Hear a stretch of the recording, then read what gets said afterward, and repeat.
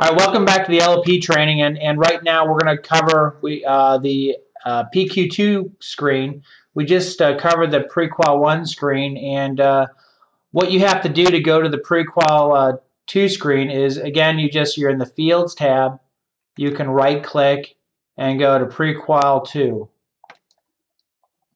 Prequal 2 tab is going to look much like some of the 1003, where you've got some of your borrower information, you've got your co-borrower information, and here's where you can kind of categorize or chronicle their time on their jobs. We built some cool functionality in here that's a little bit different than a 1003, with some calculations that are done automatically for you. So, for example, let's say that I'm talking to this client. First question I'm going to ask, where do they work? Are they self-employed? Are they relocating?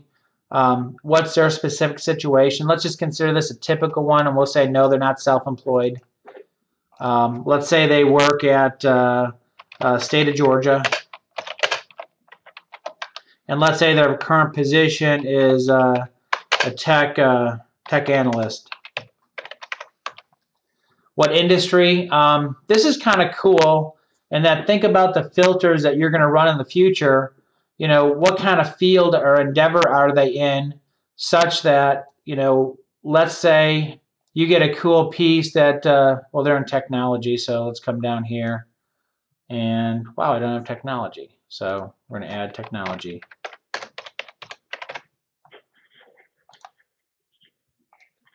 So I'm going to put them in the technology field. But let's say that I get a cool email with something about technology.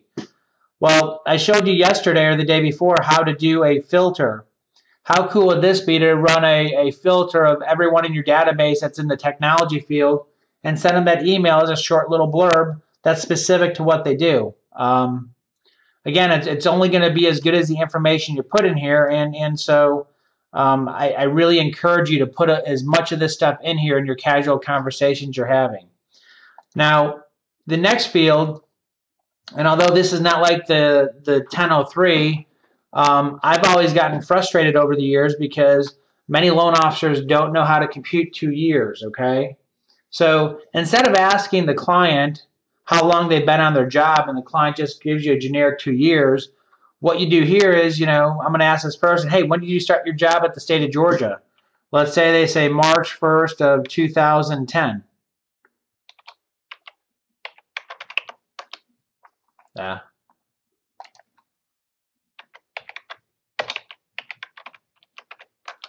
It's automatically going to compute the years over here, okay? This is the point. So that now as a loan officer, I'm using this as a tool. I know that I've got to go back and get another employer, another question to ask. Also, you can say how long you've been in the field. Let's just say they've been in the field 10 years. One of the other things that a 1003 does not do that this does is, do they have a gap of employment between these jobs? How long of a gap of employment was that? Kind of an important question to ask that I find a lot of loan officers don't ask, and when the file gets turned into their processor, they're finding out about this later where they could have found this out up front. So again, just a tool, and so we put 3 employer fields here and 2 gap fields here so that you can ask the question, hey, was there a gap of employment, yes or no? This is great reference information so that if you do have a problem when you do the loan app, I always come back to this and say, well, geez, they never told me they had a gap of employment of 6 months. How could they have forgotten that in the last 2 years, So just a couple tools here. If there's a prior employer, we have this down here where, it could be a previous employer, or let's say they're working 2 jobs. We've got the current part-time position here where we can put this in here and a start date, and so this would help you also calculate the income if you're going to be able to use this or not. Over here in the income information screen, or portion of the screen, we have a number of different ways to break down their income, and all this is going to do is help you not have to use your calculator while you're trying to compute this information. Like, for example, if they say they're making $12 an hour, my next question is, how many hours a week are you guaranteed? I put 40 in here, bam, I've got my monthly income.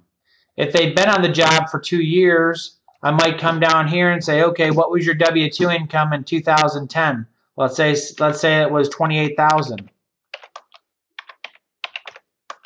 Let's say in 2009 they made 27,000. So now, if you look here, if they've been on the job 2 years, I look at their current rate of pay and I look at what they've historically made in the past. I also may want to say, okay, what's your year-to-date income to this point? Let's say it's 24,000, and it's through the first 10 months of the year. Okay. I think after asking those 4 questions, I've got a pretty good feel for what their income is, where most people might just have asked, what's your hourly income? And they may ask how many hours a week, and so they'll use this income. This has helped me out turn around some deals sometimes where the other loan officer just didn't ask enough questions, and I look like the hero because I miraculously figured out how to make this deal work, where all I did is ask the right questions. If there's other income, you've got a couple other income lines down here, and things like that. So again, I'm giving you a lot of tools so you don't have to grab your calculator. It's all right in here. Now, the interesting thing about this, as automated as this might be, I'm still expecting you as a loan officer to be the expert here to put in the amount of income you're going to use after going through all this decision process. So in looking at this, I would probably say that between what they've made year to date and what they made last year, since we're all the way through October, November, I'm going to use $2,300 a month for monthly income on this. And you see how we added it up here? This is the income part where it's going to do my ratios later. And for income type, we're pretty much in a full doc world. I might just put that here. But in the past, I used to use this if we're using stated, no ratio, no income, no asset, things like that. I still believe some of that stuff will come back. It's just not going to be for a while. The next part is if there's a co-borrow, you got the opportunity to put in some of the similar information over here. And here's the cool thing here is whatever income you decide, let's just say they make $1,000 a month. I put that there. If you look here, it adds it up for you. Okay.